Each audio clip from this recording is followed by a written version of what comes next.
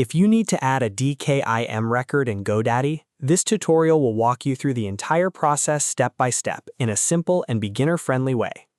DKIM is an important email authentication record that helps improve your email deliverability and makes it easier for email providers to verify that your messages are legitimate.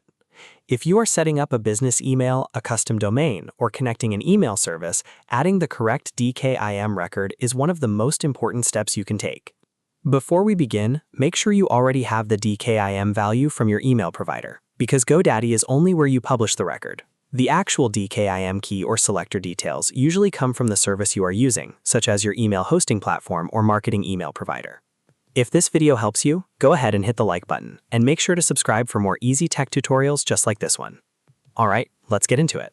First, open your browser and go to GoDaddy, then sign into your account.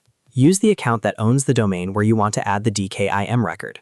Once you are signed in, you will land on the GoDaddy dashboard. From there, click on My Products. This is where all of your domains and products are listed in one place. Next, look under the Domain section and select the domain you want to edit. If you own multiple domains, be careful to choose the correct one, because the DKIM record has to be added to the same domain that your email system is using. After selecting the domain, you will see different domain management options. Now click DNS, or sometimes it may appear as Manage DNS. This is the section where you can edit your DNS records, including TXT, CNAME, MX, and other important entries. Once the DNS management page loads, you will see your current records listed there. To add a new DKIM record, click Add. This opens a form where you can create a new DNS record. In the type field, choose TXT if your email provider gave you a TXT record. Some providers may instead give you a CNAME record, so only select CNAME if that is what your provider specifically instructed you to use. For most DKIM setups, TXT is very common. After choosing the correct record type, you will need to enter the record details carefully. In the host field, type selector.domain key.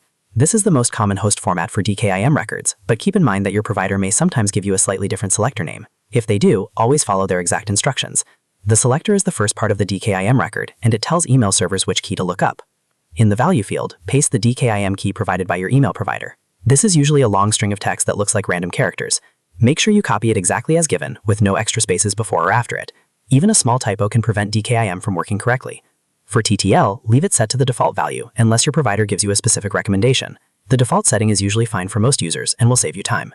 Once everything is filled out correctly, double-check the host, value, and type fields before continuing. This is the part where most mistakes happen, so take a moment to verify the information. If everything looks right, click Save. GoDaddy will now create the DNS record, and your DKIM entry will be added to the domain. Keep in mind that DNS changes can take some time to spread across the internet. In some cases, the update may happen quickly, but in other cases, it can take a few minutes or even several hours before the record is fully recognized everywhere. After saving, you may want to return to your email provider and verify the DKIM record. Many providers have a check button or status screen that confirms whether the record has been detected successfully. If it is not verified right away, give it some time and try again later. And that's it. You've now added a DKIM record in GoDaddy. Once this is in place, your email setup is a lot more secure and professional, and it can help improve the chances that your emails reach the inbox instead of the spam folder. If this tutorial helped you, please like this video and subscribe for more clear step-by-step guides. Thanks for watching, and I'll see you in the next one.